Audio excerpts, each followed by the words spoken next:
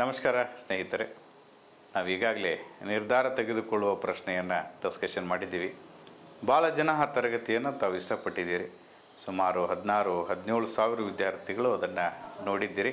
ಮತ್ತು ಇದೇ ರೀತಿ ಎಲ್ಲ ಪ್ರಶ್ನೆ ಪತ್ರಿಕೆಗಳ ಪ್ರಶ್ನೆಯನ್ನು ಕೂಡ ನಮಗೆ ಬಿಡಿಸಿ ಅಂಥೇಳಿ ಸಾಕಷ್ಟು ರಿಕ್ವೆಸ್ಟ್ಗಳು ಬಂದಿರೋದರಿಂದ ಇವತ್ತು ನನಗೆ ರಜಾ ದಿನ ಇರೋದರಿಂದ ಈ ಒಂದು ತರಗತಿಯನ್ನು ನಾನು ಮಾಡ್ತಾ ಇದ್ದೇನೆ. ಇದು 2015ನೇ ಇಸ್ವಿಯ ಒಂದು ಕ್ವಶನ್ ಪೇಪರ್. 2017ರಲ್ಲಿ ಈ ಪರೀಕ್ಷೆ ನಡೆದಿತ್ತು. ಈ ಒಂದು ಕ್ವಶನ್ ಪೇಪರ್ದಲ್ಲಿ ಸುಮಾರು 11 ಪ್ರಶ್ನೆಗಳು ಡಿಸಿಷನ್ ಮೇಕಿಂಗ್ ಪ್ರಶ್ನೆಗಳಾಗಿತ್ತು. 11 ಪ್ರಶ್ನೆಗಳೆಂದರೆ 22 ಅಂಕಗಳು. ಯಾವ ಪುಸ್ತಕವನ್ನೂ ಓದದೆ, ಯಾವ ಕ್ಲಾಸನ್ನೂ ಕೇಳದೆ, ಯಾವುದೇ ನೆನಪಿನ ಶಕ್ತಿಯನ್ನಿಟ್ಟುಕೊಳ್ಳದೆ, ಅಲ್ಲೇ ಡ್ರಾ ಅಲ್ಲೇ ಬಹುಮಾನ. ಈ ಪ್ರಶ್ನೆಗಳಿಗೆ ಹೆಂಗಂತ ಕರಿಬೋದು ಅಂದ್ರೆ ನಾವು ಟ್ಯಾಗ್ಲೈನು ಅಲ್ಲೇ ಡ್ರಾ ಅಲ್ಲೇ ಬಹುಮಾನ ಅಂತ. ಪ್ರಶ್ನೆ ಪತ್ರಿಕೆಯನ್ನು ಓದೋದು ನಿಮ್ಮ ಕಲ್ಪನಾ ಲಹರಿಯನ್ನು, ನಿಮ್ಮಲ್ಲಿರ್ತಕ್ಕಂತಹ ಜಾಣ್ಮೆಯನ್ನು, ನಿಮ್ಮಲ್ಲಿರ್ತಕ್ಕಂತಹ ಬುದ್ಧಿವಂತಿಕೆಯನ್ನು ಹೊರಗೆ ಹಚ್ಚುವುದು, ಈ ಪ್ರಶ್ನೆಗಳಿಗೆ ಉತ್ತರವನ್ನು ಬರೆಯೋದು. ಒಂದು ಪ್ಯಾರಾಗ್ರಾಫ್ ಕೊಟ್ಟಿರ್ತಾರೆ, ಆ ಪ್ಯಾರಾಗ್ರಾಫನ್ನು ಚೆನ್ನಾಗಿ ಓದ್ಕೊಳ್ಳೋದು, ಓದಿದ ನಂತರ ಉತ್ತರವನ್ನು ಹುಡುಕೋದು, ಉತ್ತರವನ್ನು ಟಿಕ್ ಮಾಡೋದು. ಬಹಳ ಸರಳ ಅಂದರೆ ಸರಳ. ಪೂರ್ವಭಾವಿ ಪರೀಕ್ಷೆಯಲ್ಲಿ ಅತಿ ಸರಳ ಪ್ರಶ್ನೆಗಳಂದರೆ ಡಿಸಿಷನ್ ಮೇಕಿಂಗ್ ಕ್ವೆಶನ್ಸ್, ನಿರ್ಧಾರ ತೆಗೆದುಕೊಳ್ಳುವ ಸಾಮರ್ಥ್ಯ. ಹಾಗಾದರೆ 2015ನೇ ಸಾಲಿನ KAS ಪರೀಕ್ಷೆಯಲ್ಲಿ ಯಾವ ತರಹದ ಡಿಸಿಷನ್ ಮೇಕಿಂಗ್ ಕ್ವೆಶನ್ಸ್ಗಳು ಬಂದಿತ್ತು, ಅವುಗಳಿಗೆ ಸರಿಯಾದ ಉತ್ತರ ಏನು ಬರೀಬೇಕು ಅಂಥೇಳಿ ನಾವಿಲ್ಲಿ ಡಿಸ್ಕಷನ್ ಮಾಡೋಣ. ಕ್ವಶನ್ ನಂಬರ್ 54 ಎ ವರ್ಷನ್ ಇದ್ದಿದ್ದು. ವರ್ಷನ್ ಎದಲ್ಲಿ 54 ಕ್ವಶನನ್ನು ನಾವಿಲ್ಲಿ ಡಿಸ್ಕಷನ್ ಮಾಡೋಣ. ನಿಮಗೆ ಇತ್ತೀಚೆಗಷ್ಟೇ ಭಾರತ ಸರ್ಕಾರದ ಸಚಿವಾಲಯದಲ್ಲಿ ಉಪ ಕಾರ್ಯದರ್ಶಿ ಹುದ್ದೆಗೆ ಬಡ್ತಿ ನೀಡಲಾಗಿದೆ. ನೋಡಿ, ಡೆಪ್ಯೂಟಿ ಸೆಕ್ರೆಟರಿಯಾಗಿ ನಿಮಗೆ ಪ್ರಮೋಟ್ ಮಾಡಲಾಗಿದೆ. ಇದರರ್ಥ ನೀವು ಹೊಸ ಅಧಿಕಾರಿಗಳಲ್ಲ. ಈಗಾಗಲೇ ನೀವೇನಿದ್ದೀರಿ, ಅಂಡರ್ ಸೆಕ್ರೆಟರಿ ಇದ್ರಿ, ಅಲ್ಲಿ ಕೆಲಸ ಮಾಡ್ತಿದ್ರಿ. ಅಂಡರ್ ಸೆಕ್ರೆಟರಿಯಿಂದ ಡೆಪ್ಯೂಟಿ ಸೆಕ್ರೆಟರಿಗೆ ಪ್ರಮೋಟ್ ಆಗಿದ್ದೀರಿ ಅಂತ ಅಂದರೆ ಹೊಸ ಅಧಿಕಾರಿ ಅಲ್ಲ, ನೀವು ಹಳಬರೆ. ಲಿಖಿತ ಪರೀಕ್ಷೆಯಲ್ಲಿನ ಅಭ್ಯರ್ಥಿಗಳ ಸಾಧನೆಯನ್ನು ಆಧರಿಸಿ ಅವರನ್ನು ತಾಂತ್ರಿಕ ಮೇಲ್ವಿಚಾರ ಹುದ್ದೆಗೆ ಆಯ್ಕೆ ಮಾಡುವ ಕೆಲಸವನ್ನು ತತ್ಕ್ಷಣವೇ ಮಾಡುವಂತೆ ನಿಮಗೆ ವಹಿಸಲಾಗಿದೆ. ನೀವು ಸರ್ಕಾರಿ ಅಧಿಕಾರಿ, ನಿಮಗೆ ಕೆಲವಷ್ಟು ಅಧಿಕಾರಿಗಳನ್ನು ಅವರು ಲಿಖಿತ ಪರೀಕ್ಷೆಯನ್ನು ಬರೆದಿದ್ದಾರೆ, ಅವ್ರನ್ನ ಟೆಕ್ನಿಕಲ್ ಸೂಪರ್ವೈಸರ್ ಅಂತೇಳಿ ಆಯ್ಕೆ ಮಾಡೋದಕ್ಕೆ ನಿಮಗೆ ತತ್ಕ್ಷಣವಾಗಿ ಮಾಡುವಂತೆ ಒಂದು ಕೆಲಸ ವಹಿಸಿದ್ದಾರೆ. ಲಿಖಿತ ಪರೀಕ್ಷೆಯಲ್ಲಿನ ಸಾಧನೆಯ ಮೇರೆಗೆ ಒಟ್ಟು 3 ಹುದ್ದೆಗಳಿಗೆ ಖಾಲಿ ಇದೆ. ಅದರಲ್ಲಿ 15 ಅಭ್ಯರ್ಥಿಗಳ ಪಟ್ಟಿಯನ್ನು ಈಗಾಗಲೇ ಮಾಡಲಾಗಿದೆ. ನೀವು ಎಷ್ಟು ತಗೋಬೇಕಾಗಿದೆ? 3 ಜನರಿಗೆ ನೌಕರಿ ಕೊಡಬೇಕಾಗಿದೆ. 15 ಜನರದ್ದು ಲಿಖಿತ ಪರೀಕ್ಷೆಯ ಆಧಾರದ ಮೇಲೆ ಪಟ್ಟಿಯನ್ನು ತಯಾರಿಸಿದ್ದಾರೆ. ಈ 15ರಲ್ಲಿ 3 ಜನರನ್ನು ನೀವು ಸೆಲೆಕ್ಟ್ ಮಾಡಬೇಕಾಗಿದೆ. ನೀವು ಡೆಪ್ಯೂಟಿ ಸೆಕ್ರೆಟರಿ, ನೀವು ಲಿಖಿತ ಪರೀಕ್ಷೆಯನ್ನು ಆಧರಿಸಿ 15 ಜನ ಅಭ್ಯರ್ಥಿಗಳಿಗೆ 3 ಜನರನ್ನು ಆಯ್ಕೆ ಮಾಡಬೇಕಾಗಿದೆ. ಕ್ವಶನನ್ನು ಸ್ವಲ್ಪ ನೀಟಾಗಿ ಓದ್ಕೊಂಡ್ಬಿಡಿ. ಕ್ವಶನ್ ಸರಿಯಾಗಿ ಓದ್ಕೊಂಡ್ರೆ ಉತ್ತರ ಭಾಳ ಚೆನ್ನಾಗಿ ಬರೀತೀರಿ. ಈಗ ಅವರ ಶೈಕ್ಷಣಿಕ ಸಾಧನೆ, ಕಾರ್ಯಾನುಭವ ಮತ್ತು ಅವರ ನಡತೆಯ ದಾಖಲೆಗಳು, ಇದರ ಆದ್ಯತೆಯ ಕ್ರಮದಲ್ಲಿ ನೀವು ಇವರನ್ನು ಶಿಫಾರಸು ಮಾಡಬೇಕಾಗಿದೆ. ಶಿಫಾರಸು ಮಾಡಬೇಕಾದ್ರೆ ಏನೇನು ನೋಡಬೇಕು? ಅವ್ರದ್ದು ಎಜುಕೇಷನಲ್ ಕ್ವಾಲಿಫಿಕೇಷನ್, ಎಕ್ಸ್ಪೀರಿಯನ್ಸ್ ಸರ್ಟಿಫಿಕೇಟ್ ಮತ್ತು ನಡತೆ, character. Education, experience, character, EEC ಅಂತ ಕರಿತೀವಿ. ಅದಕ್ಕೆ ನಾವು ಸರ್ಕಾರಿ ನೌಕರಿಯಲ್ಲಿ ನಾವು ಅಧಿಕಾರಿಗಳಾಗಿ ಕೆಲಸ ಮಾಡಬೇಕಾಗಿತ್ತಂದ್ರೆ ನಮ್ಮ ಅಧೀನದ ಸಿಬ್ಬಂದಿಗಳಿಗೆ EEC ನೋಡ್ತೀವಿ. ಅವನ ಎಜುಕೇಷನ್ ಕ್ವಾಲಿಫಿಕೇಷನ್ ಏನು, ಅವನ ಎಕ್ಸ್ಪೀರಿಯನ್ಸ್ ಎಷ್ಟಾಗಿದೆ, ಜೊತೆಗೆ ಅವನ ಕ್ಯಾರೆಕ್ಟರ್ ಏನಂತೇಳಿ ಇದನ್ನು ಆಧರಿಸಿ ಒಳ್ಳೆ ಕೆಲಸಗಳನ್ನು ನಾವು ನಮ್ಮ ಅಧೀನ ಸಿಬ್ಬಂದಿಗಳ ಕಡೆ ಕೊಟ್ಟು ಮಾಡಿಸ್ತಾ ಇರ್ತೀವಿ. ಇದನ್ನು ನೋಡಿ ನೀವು ಆಯ್ಕೆ ಮಾಡಬೇಕಾಗಿದೆ. ಇಂಥ ಟೈಮ್ದಾಗ ನಿಮ್ಗೊಂದು ಫೋನ್ ಬರ್ತೈತಿ, ಅವರು ನಂಬಿಕೆಯ ಸಲಹೆಗಾರರೆಂದು ಭಾವಿಸಿರೋ ಒಬ್ಬ ವ್ಯಕ್ತಿ, ನಿಮ್ಗೆ ಒಳ್ಳೆಯ ಆಪ್ತರಿರ್ತಾರೆ, ಅವರ ಸಲಹೆಗಳನ್ನ ಯಾವಾಗೂ ನಂಬ್ತಿರ್ತೀರಿ ನೀವು. ಅವರೊಬ್ಬರು ಫೋನ್ ಮಾಡ್ತಾರೆ ನಿಮಗೆ. ಫೋನ್ ಮಾಡಿ ಮೊದಲ 3 ಆಯ್ಕೆಗಳಲ್ಲಿರುವ ಒಬ್ಬ ಅಭ್ಯರ್ಥಿಯನ್ನ ಶಿಫಾರಸ್ ಮಾಡಲು ತಿಳಿಸುತ್ತಾರೆ. ಆವಾಗ ನೀವೇನು ಮಾಡುತ್ತೀರಿ? ಈ 15 ಮಂದಿ ಒಳಗೆ ಒಬ್ಬನ ಹೆಸರು ಹೇಳ್ತಾರ ಅವ್ರು, ಒಂದೇನೋ ರಾಮ ಅಂತ ಹೇಳ್ಬೋದು, ಇವ್ರು ಅದಾರಪ್ಪ, ಇವ್ರನ್ನ ಪರಿಗಣಿಸ್ಬಿಡಪ್ಪ, 3ರಾಗ ಇವರೊಬ್ರು ಇರ್ಬೇಕಪ್ಪ ಅಂತ ಹೇಳ್ತಾರ ಅವ್ರು. ಅವಾಗ ನೀವೇನು ಮಾಡುತ್ತೀರಿ ಅಂತ ಕ್ವಶನ್ ಕೇಳ್ಯಾರ. ಅವಾಗ ಆಪ್ಷನ್ ಓದ್ಕೊಳ್ಳೋದು ನಾವು. ಈ ವಿಷಯವನ್ನು ತಕ್ಷಣವೇ ನಿಮ್ಮ ತಕ್ಷಣದ ಮೇಲಾಧಿಕಾರಿಗಳ ಗಮನಕ್ಕೆ ತರುತ್ತೀರಿ ಮತ್ತು ಅವರು ಮೌಖಿಕವಾಗಿ ನಿರ್ದೇಶಿಸದಂತೆ ಮಾಡುತ್ತೀರಿ. ಮಾಡ್ತೀರಾ? ಹಿಂಗೆ ನೀವು ಪ್ರಾಮಾಣಿಕವಾಗಿ ಕೆಲಸ ಮಾಡೋರು, ಒಬ್ರು ಯಾರೋ ನಿಮ್ಮ ಮೇಲಾಧಿಕಾರಿಗಳು ಇಂಥವ್ರನ್ನ ಸಿಲೆಕ್ಟ್ ಮಾಡಿ ಅಂದರೆ ನೀವು ಮಾಡ್ತೀರಾ? ಎಸ್ ಅಂದರೆ ಎಸ್ ಹಾಕಿ, ನೋ ಅಂದ್ರೆ ನೋ ಹಾಕಿ. ನಾನು ಇದನ್ನ ಮಾಡೋದಿಲ್ಲ ವೈಯಕ್ತಿಕವಾಗಿ.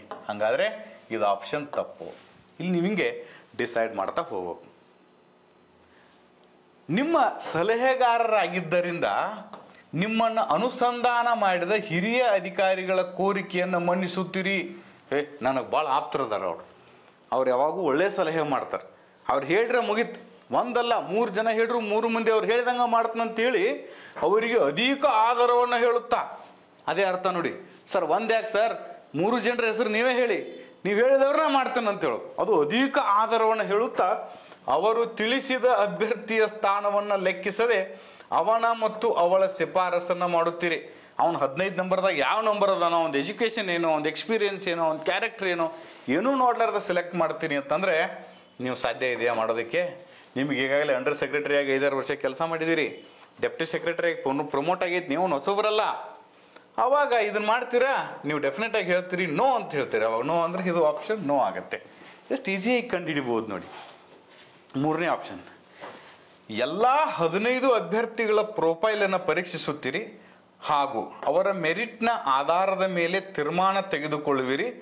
ನಿಮ್ಮ ಬಳಿ ಆ ಹಿರಿಯ ಅಧಿಕಾರಿಯ ಶಿಫಾರಸ್ ಮಾಡಿದ ಅಭ್ಯರ್ಥಿಯು ಆಯ್ಕೆಯಾಗಬಹುದು ಸಾಧ್ಯತೆ ಇದ್ದರು.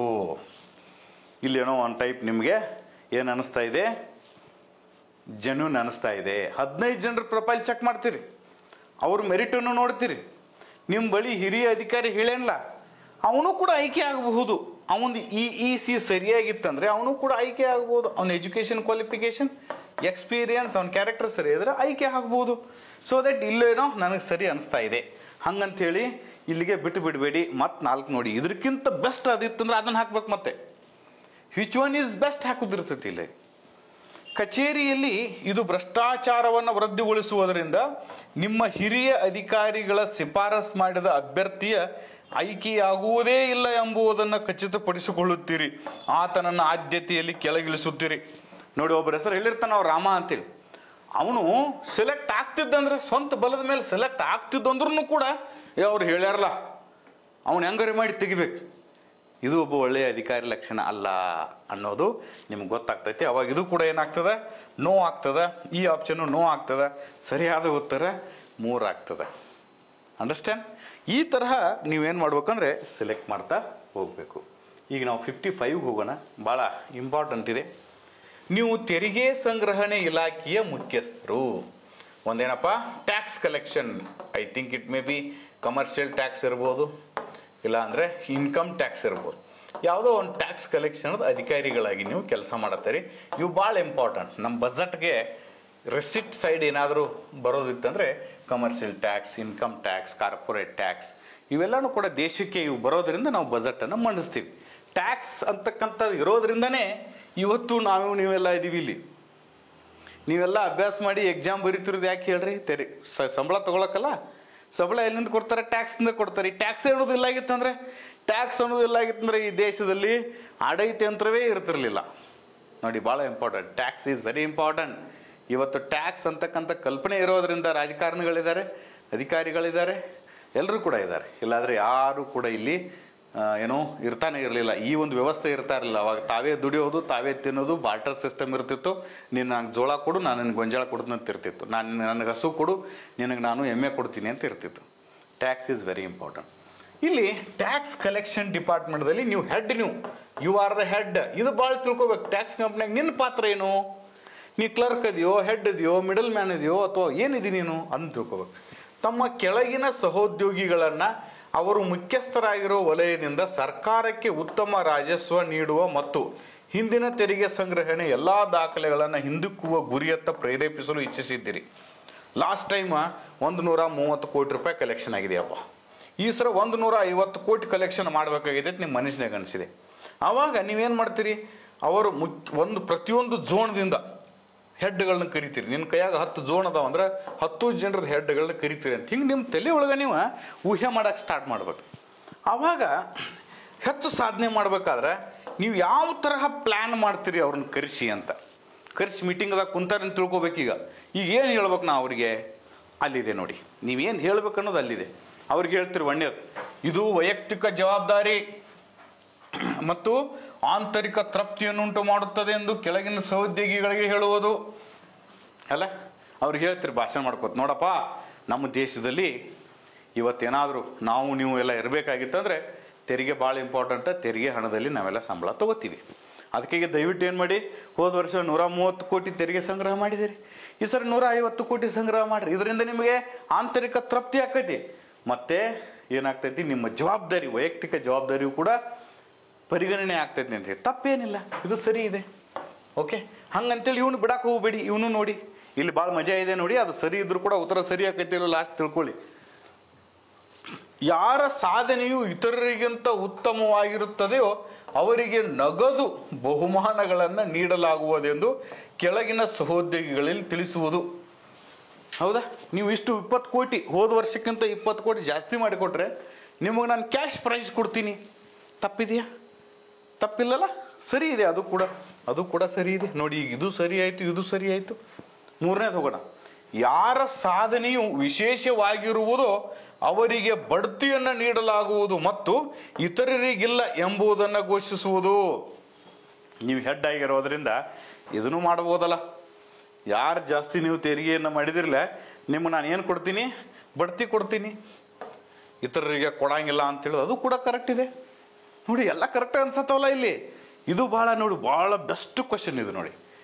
ಎಲ್ಲನೂ ಸರಿ ಇರ್ತಾವ, ಅವಾಗ ಏನು ಮಾಡಬೇಕು ಅಂತ ಎಲ್ಲರೂ ಕೇಳ್ತಾರೆ. ಕೆಲವರು ತಮ್ಮ ವೈಯಕ್ತಿಕ ಗುರಿಯನ್ನು ಮೀರಿ ಸಾಧನೆ ಮಾಡುತ್ತಾರೆಯೋ ಅವರನ್ನು ಪ್ರಶಂಸಿಸಲಾಗುವುದು ಹಾಗೂ ಅವರ ಸೇವಾ ದಾಖಲೆಗಳಲ್ಲಿ ಈ ಬಗ್ಗೆ ಸೂಕ್ತ ನಮೂದು ಮಾಡಲಾಗುವುದು ಎಂದು ಕೆಳಗಿನ ಸಹೋದ್ಯೋಗಿಗಳಿಗೆ ಹೇಳುವುದು. ಇದು ಕೂಡ ಸರಿನೇ ಇದೆ. 4 ಸರಿನೇ ಅದಾವ. ಅವಾಗ ಏನು ಮಾಡ್ಬೇಕು ಗೊತ್ತೈತೇನು, ಇದ್ರಾಗ ದಿ ಬೆಸ್ಟ್ ಯಾವುದಂತ ಆಯ್ಕೆ ಮಾಡೋದು. ಈಗ ಒಳ್ಳೆಯ ಅಧಿಕಾರಿಯಾಗಿ ನೀವು ಇಲ್ಲಿ ಬಿಹೇವ್ ಮಾಡಬೇಕಾಗಿದೆ. ಒಬ್ಬ ಒಳ್ಳೆಯ ಅಧಿಕಾರಿಯಾಗಿ, ಅದು ಮುಖ್ಯಸ್ಥನಾಗಿ, ತೆರಿಗೆ ಸಂಗ್ರಹಣೆಗೆ ಮುಖ್ಯಸ್ಥನಾಗಿ. ಇಲ್ಲಿ ನೋಡಿ, 2ನೇ ಆಪ್ಷನ್ದಾಗ ನೋಡ್ರಿ, ನಗದು ಕೊಡ್ತಾನಂತ ಹೇಳ್ತಾರೆ. ಕ್ಯಾಶ್. ಮನುಷ್ಯನಿಗೆ ಹಣ ಎಷ್ಟು ಕೊಟ್ಟರು ಕೂಡ ಸಾಕಲ್ಲ. ಅವರೇನು ಫ್ರೀ ಕೆಲಸ ಮಾಡತ್ತಿಲ್ಲ, ಸಂಬಳ ಇದೆ ಪ್ರತಿ ತಿಂಗಳು ಅವರಿಗೆ. ಮತ್ತೆ ಕ್ಯಾಶ್ ಕೊಡ್ತೀನಿ ಅಂದರೆ ಆಮಿಷ ತೋರಿಸ್ದಂಗೆ ಆಕೈತಿ. ಮುಂದಿನ ವರ್ಷ ಕ್ಯಾಶ್ ಕೊಟ್ರೆ ಅಡ್ಡ ಕೆಲಸ ಮಾಡ್ತೀವಿ ಅಂತಾರೆ ಅವರು.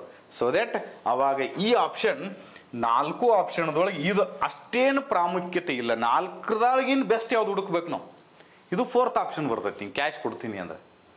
2ನೇದು ಆಪ್ಷನ್ ಏನಂದರೆ, ಅವ್ರು ಬರೀ ಇಲ್ಲಿ ಸಾಧನೆ ಮಾಡಿದ ತಕ್ಷಣ ಅವ್ರಿಗೆ ಬಡ್ತಿ ಕೊಡೋಕ್ಕಾಗಂಗಿಲ್ಲ.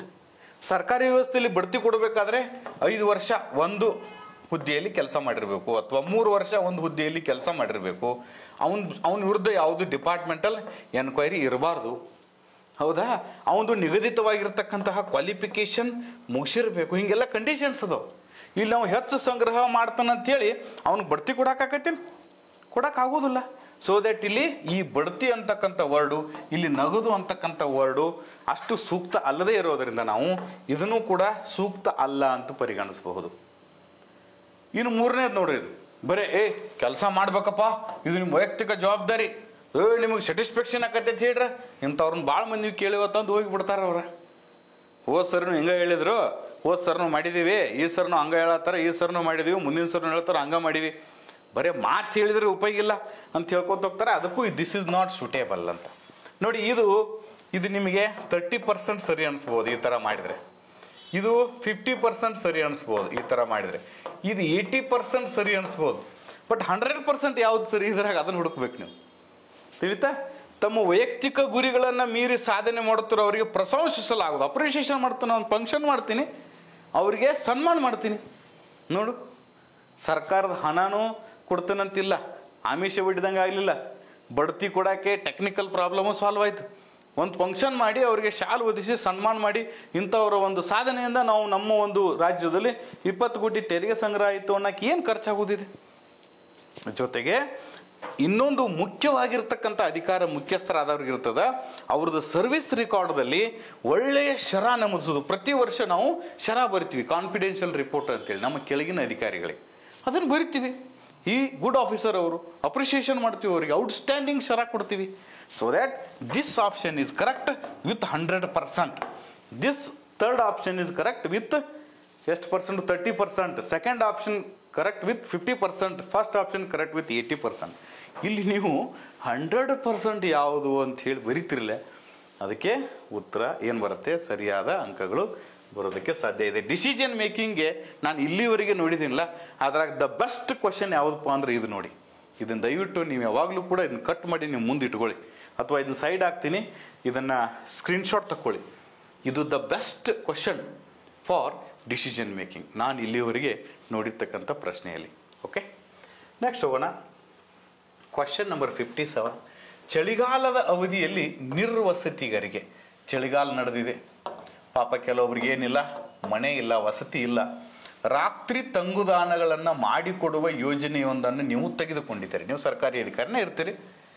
ಈ ತಂಗುದಾಣಗಳು ಸ್ಥಾಪನೆಯಾದ 1 ವಾರದೊಳಗಾಗಿ ಸ್ಥಳೀಯ ನಿವಾಸಿಗಳಿಂದ ಆ ಸ್ಥಳಗಳಲ್ಲಿ ಕಳ್ಳತನ ಪ್ರಕರಣಗಳು ಹೆಚ್ಚಾಗಿರುವ ಬಗ್ಗೆ ದೂರುಗಳನ್ನು ಸ್ವೀಕರಿಸಿದ್ದು. ನೀವು ಮುನ್ಸಿಪಲ್ ಇಂಥ ಕೆಲಸ ಮಾಡೋರೆಲ್ಲ ಮುನ್ಸಿಪಾಲ್ಟಿ ಅಥವಾ ಕಾರ್ಪೊರೇಷನ್ದವ್ರು ಇರ್ತಾರೆ. ಏನಾಗಿಬಿಡ್ತೈತಿ, ತಾತ್ಕಾಲಿಕ ಸೆಡ್ ಮಾಡ್ತೀರಿ, ಗಂಜಿ ಕೇಂದ್ರ ಅಂತೆಲ್ಲ ಕರಿತೀವಿ ಅದನ್ನು. ಅವಾಗ ಏನಾಗಿಬಿಡ್ತೈತಿ, ಯಾವ ಏರಿಯಾದಾಗ ಮಾಡಿರ್ತಿರ್ಲಿಲ್ಲ ಆ ಏರಿಯಾದಾಗ ಒಂದು ಕಡೆ ಮಾಡಿರ್ತೀರಿ, ಉಳಿದ ಏರಿಯಾದಾಗ ಇಲ್ಲೆಲ್ಲ ಏನಾಗಕ್ಕೆ ಸ್ಟಾರ್ಟ್ ಮಾಡ್ತಾವ ಅಂದ್ರೆ ಕಳ್ಳತನ ಆಗಕ್ಕೆ ಸ್ಟಾರ್ಟ್ ಮಾಡ್ತಾವ. ಅಂದ್ರೆ ನೇರವಾಗಿ ಬಂದವರು ಮುನ್ಸಿಪಲ್ ಕಮಿಷನರ್ಗೆ ಕಂಪ್ಲೇಂಟ್ ಕೊಡ್ತಾರೆ, ನೀವು ನಮ್ಮಲ್ಲಿ ಮೊದಲು ಕಳ್ಳತನ ಇಲ್ಲಾಗಿತ್ತು, ಇವ್ರು ಯಾರ್ಯಾರನ್ನೂ ತಂದಿಟ್ಟಿದ್ದೀರಿ, ನಮಗೆ ಕಳ್ಳತನ ಆಗತ್ತೈತೆ ಅಂತ ಅರ್ಥ. ಇದು ಇನ್ನರ್ ಮೀನಿಂಗ್ ಇದು. ಅವಾಗ ನೀವು ಏನು ಮಾಡ್ತೀರಿ ಅಂತ ಕೇಳೋಣ. ಏನು ಮಾಡ್ತೀರಿ? ಇಮಿಡಿಯೇಟ್ ಬಂದಾರ 50 ಜನ ಸೇರಲ್ಲಿ, ಪೊಲೀಸ್ ಸ್ಟೇಷನ್ಗೆ ಹೋಗ್ರಿ, ರೈಟಿಂಗ್ದಾಗ ಕಂಪ್ಲೇಂಟ್ ಕೊಡ್ರಿ, ಆಮೇಲೆ ವಿಚಾರಣೆ ಮಾಡ್ತೀನಿ ಅನ್ಬೋದಾ? ತಪ್ಪೇನಿಲ್ಲ, ಅನ್ಬೋದಾ? ಅದನ್ನು ರೈಟ್ ಇಟ್ಕೊಳ್ಳೋಣ. ಓಕೆ, ನೀವು ಮುನ್ಸಿಪಲ್ ಕಮಿಷನರ್ ಇದ್ದೀರಿ, ಬಂದಿರ್ತಾರ ಅವ್ರು ನಿನಗೆ ಕೇಳಾಕ, ನೀನು ಅವ್ರನ್ನ ಅಲ್ಲಿ ಇಡ್ಸಿ ತಿಳಿತಾ, ನೀವೇ ಇಡ್ಸಿದಿರಿ, ಅವ್ರು ನಿಮ್ಮಿಂದನೇ ಸಮಸ್ಯೆ ಆಗತ್ತೆ ಅಂತ ಹೇಳತ್ತಾರ ಇನ್ನರ್ಲಿ.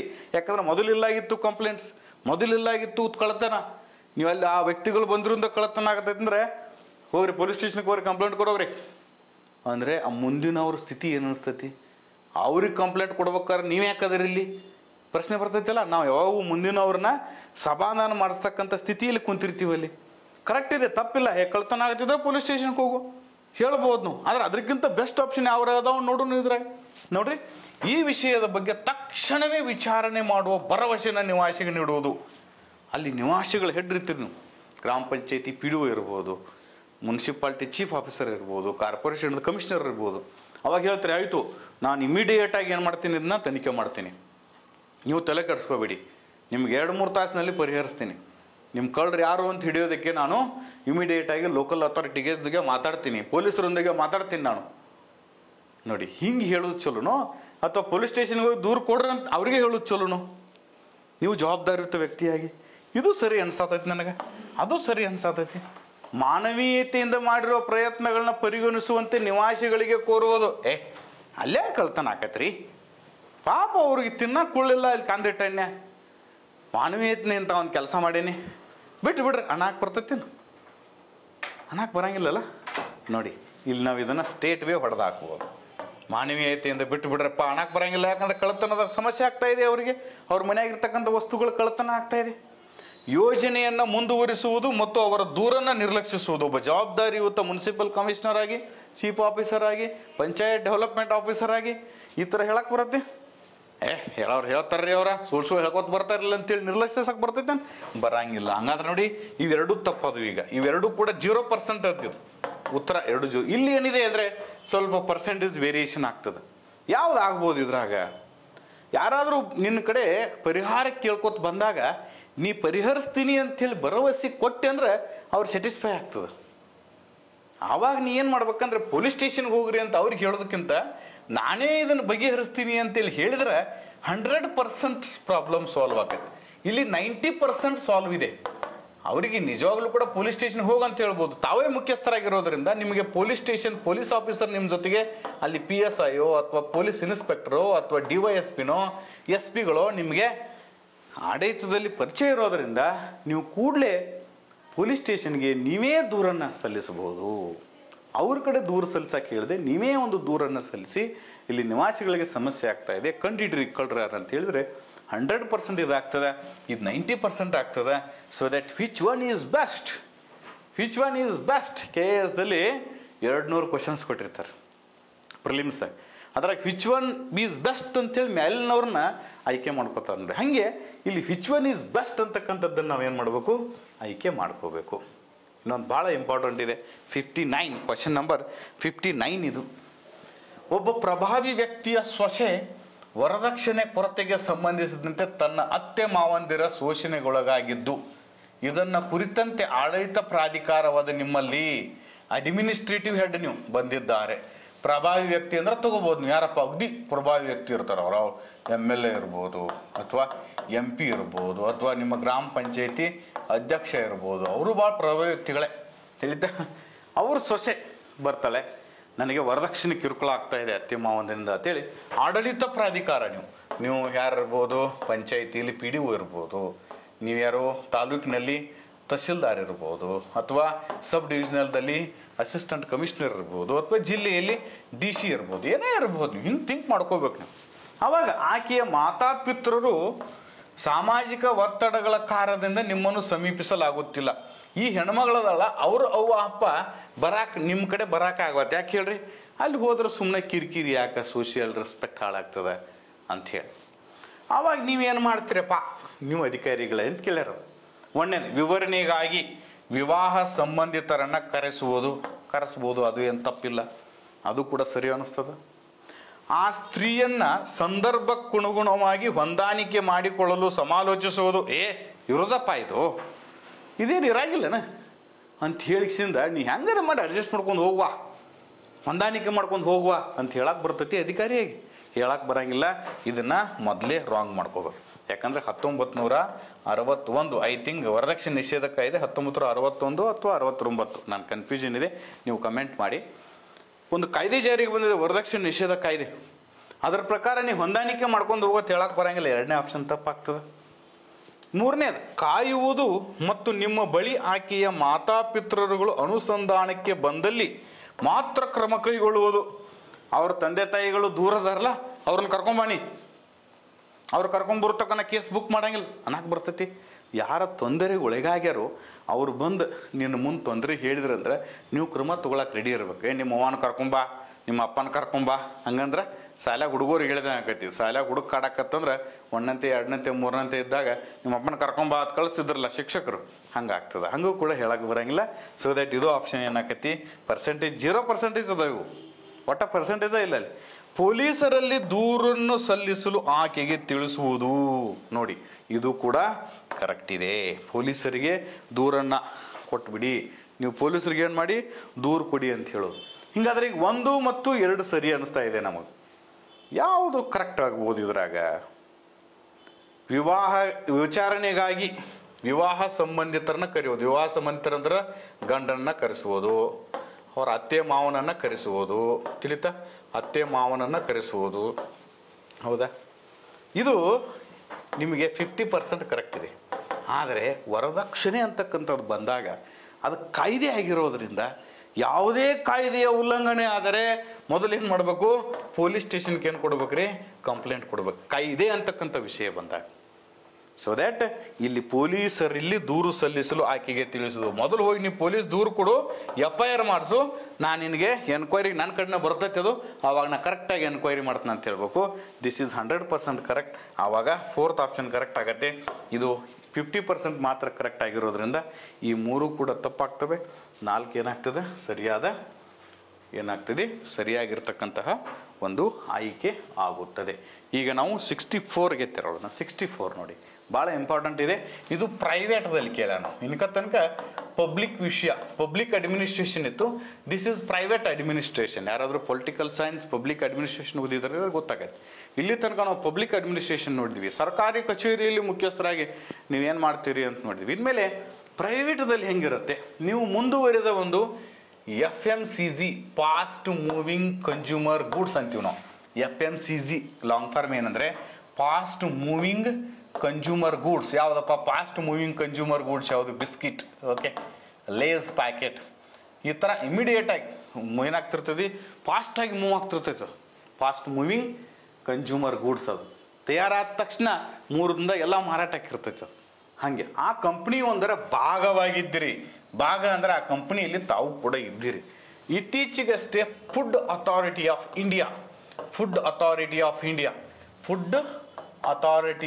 ಇಂಡಿಯಾ ಯಾವಾಗ ಸ್ಥಾಪನೆ ಆಯಿತು ಮತ್ತು ಇದ್ರ ಹೆಡ್ ಕ್ವಾರ್ಟರ್ ಎಲ್ಲಿದೆ ಅಂತೇಳಿ ಕಮೆಂಟ್ ಬಾಕ್ಸಲ್ಲಿ ಕಮೆಂಟ್ ಆಗಿ, ಇದನ್ನು ನೋಡೋರು. ಅವಾಗ ನಂಗೆ ಯಾರ್ಯಾರು ನೋಡಿರಿ ಅಂತೇಳಿ ನಂಗೆ ಗೊತ್ತಾಗೈತಿದು. ಹಲವಾರು ವಿದ್ಯಾರ್ಥಿಗಳು ವೈಯಕ್ತಿಕವಾಗಿಯೂ ಕೂಡ ನಂಗೆ ಕಾಂಟ್ಯಾಕ್ಟ್ ಇದ್ದೀರಿ. ನಿಮ್ಮ ಹೆಸರು ಅಲ್ಲಿ ಏನಾಗುತ್ತೆ, ನಿಮ್ಮ ಹೆಸರು ಬರುತ್ತೆ ನೀವು ಕಮೆಂಟ್ ಮಾಡಿದ್ರಿ ಅಂದರೆ. ಫುಡ್ ಅಥಾರಿಟಿ ಆಫ್ ಇಂಡಿಯಾ ಯಾವಾಗ ಸ್ಥಾಪನೆ ಆಯಿತು ಮತ್ತು ಅದ್ರ ಹೆಡ್ ಕ್ವಾರ್ಟರ್ ಎಲ್ಲಿದೆ ಅಂತ ಹಾಗೆ ಅಲ್ಲಿ ಅವರಿಂದ ಏನಾಗುತ್ತೆ ತನಿಖೆ ಮಾಡಲ್ಪಡ್ತೈತಿ. ಮತ್ತು ನಿಮ್ಮ ಕಂಪನಿಯು ಇನ್ಸ್ಟಾಂಟ್ ನೂಡಲ್ಸ್ಗಳನ್ನು ಅವು ಹಾನಿಕಾರಕ ವಸ್ತುಗಳನ್ನ ಹೊಂದಿರುವ ಕಾರಣದಿಂದ ನಿಷೇಧಿಸಲ್ಪಟ್ಟಿದೆ. ನೂಡಲ್ಸ್ ಮಾರ್ತಿರ್ತಾರೆ ಈ ಒಂದು ಕಂಪ್ನಿದಲ್ಲಿ. ಆ ನೂಡಲ್ಸ್ದಲ್ಲಿ ಏನದಾವ, ಹಾನಿಕಾರಕ ವಸ್ತು ಇದ್ದಾವೆ.